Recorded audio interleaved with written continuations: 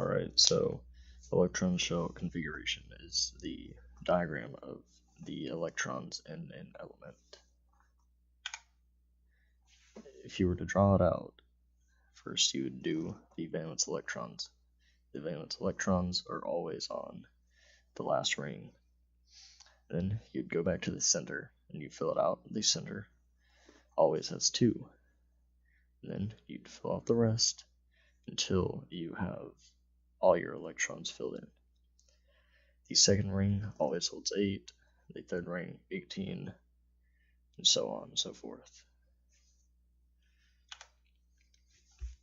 Now, for the element iron has 26 electrons because that is the atomic number. Now, the number of valence electrons in iron is 2.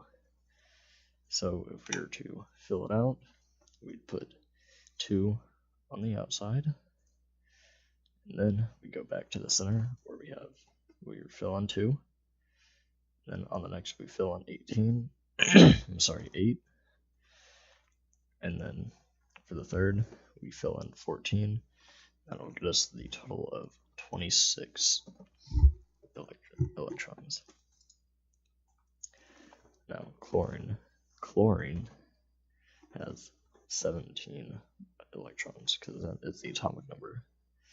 But since it's in period 17, we know it has 7 valence electrons.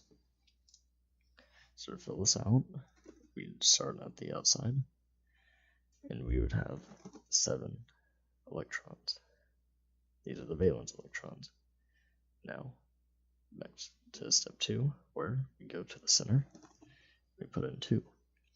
And then the second one, since it holds 8, and 8 is all we need, we put in 8.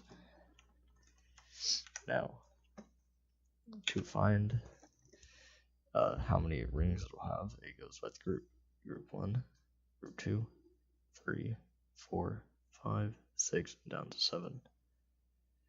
These are how many rings it will have. That is all you need to know.